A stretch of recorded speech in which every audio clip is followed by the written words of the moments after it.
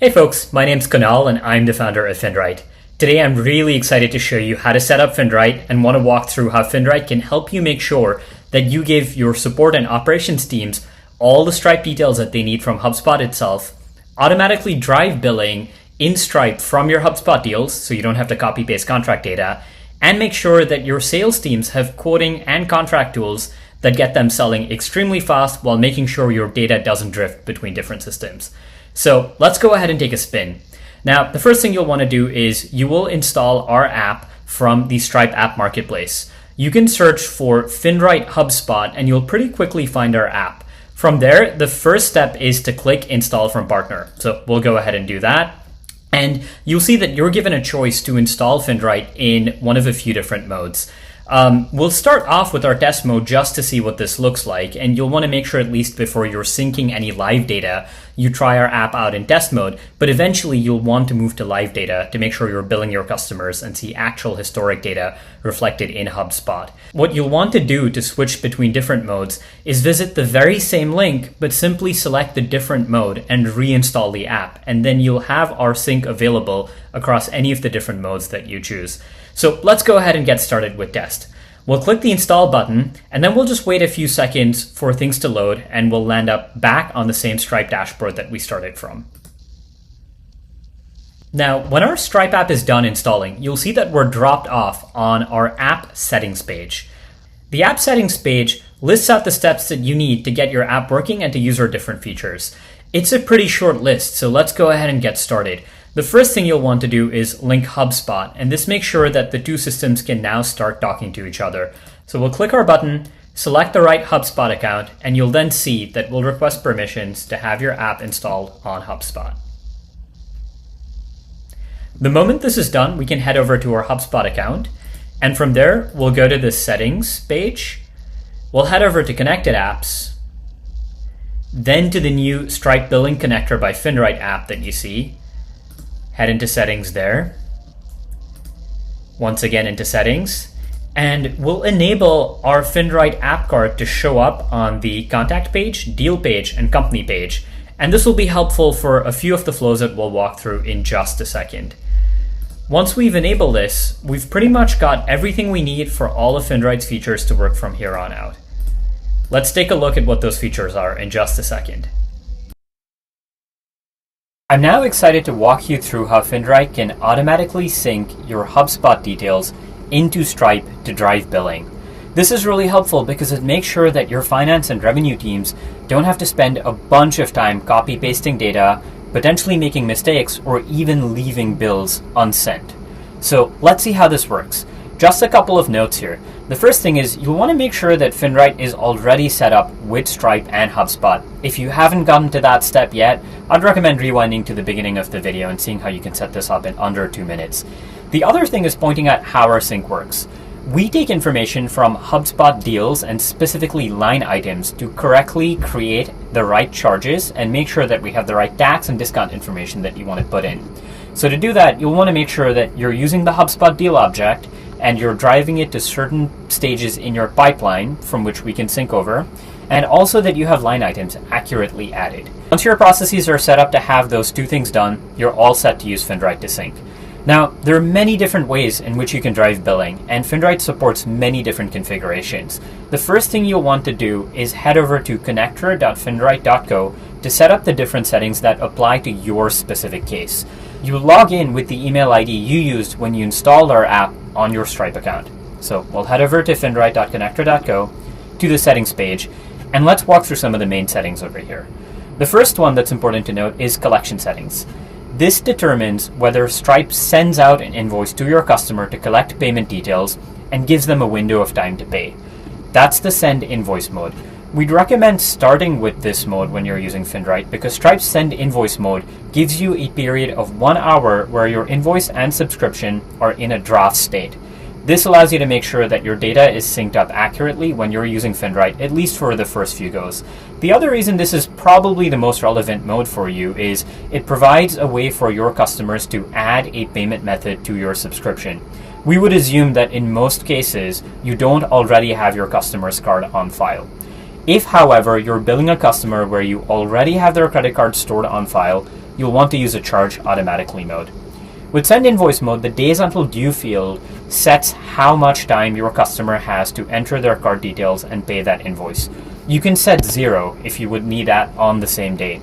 The next setting that we want to talk about is your tax policy. For many businesses, it's important to make sure that you set the right tax amount on line items if taxes are due, and also display your customer's tax ID.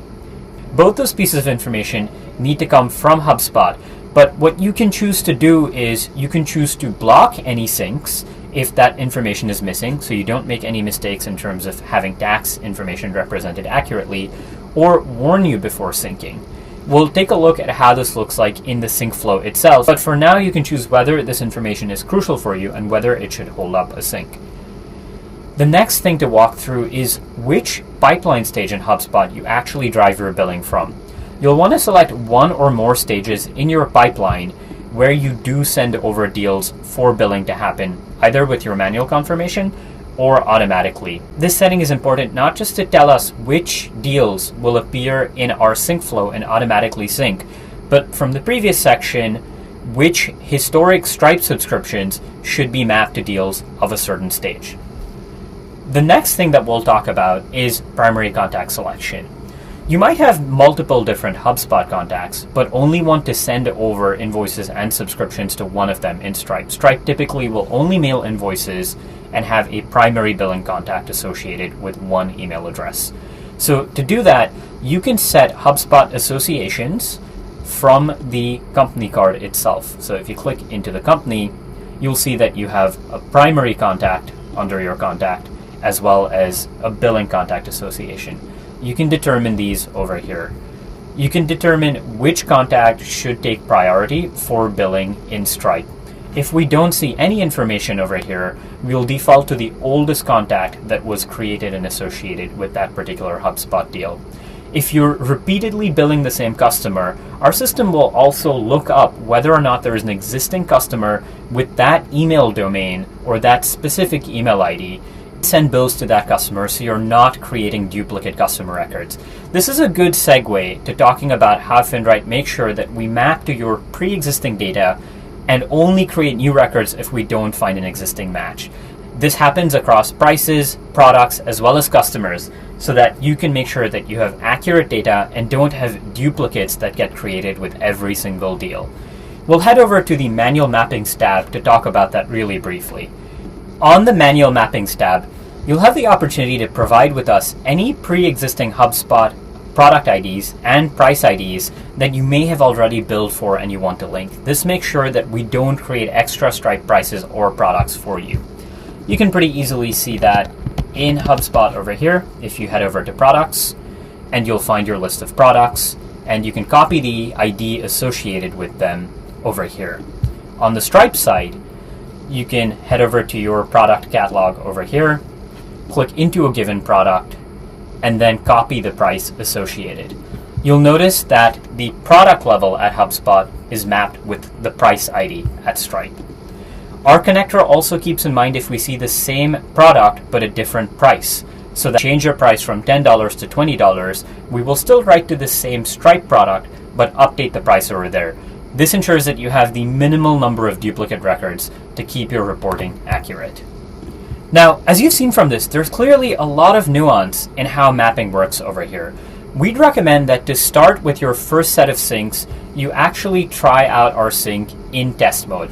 Install our app in Stripe test mode and use your actual live HubSpot data, manually sync over, and we'll take a look at how to do that in a second, and check that data looks accurate. Once you've gained confidence with our sync, with a few hand check records, you can switch over to your Stripe live account by installing our app in your live account and hitting this toggle over here to change it to live. From that point onwards, when you hit sync and you have confidence in the mapping being done accurately, you can make sure that your customers will actually get billed for what gets synced over. There's a million different billing models, and Finrite supports a lot of different connections and configurations, as you've seen. But if you have any questions about how your particular process is handled with our configurations, please reach out. We do have additional configurations that are available in our advanced mode that we can unlock for you for things such as discounts that change over multiple years or prices that change over multiple years, and other complex billing scenarios. Now that's a lot of talking about our settings. Let's actually go and take a look at how all of this works. The deals view is the main view where syncing will take place on connector.finrite.co, but you'll also see that we have a copy of this page within the embedded HubSpot app itself. So we'll take a look at a deal that is eligible for syncing.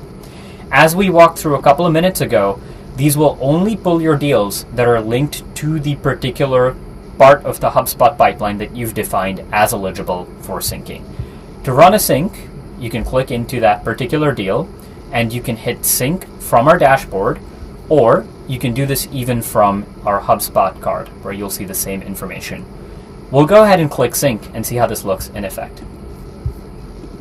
And you can head over to the Stripe subscription that was created in the dashboard. When you land up at a sync subscription, you'll see that Finrite also saves details such as which HubSpot deal that particular sync came from and mentions the source as Finrite. This ensures that you have complete cross-linkages between different records and can see exactly where a given Stripe subscription came from and whether Finrite was involved in syncing that particular deal. Once you've tested these processes, the other thing you could do is set to auto-sync. When toggled on, this makes sure that any deal from this point onwards after the setting has been switched on will automatically sync on a schedule you can define over here, so that your team no longer has to worry about manual data entry. Thanks for watching this, and please let us know if you have any questions.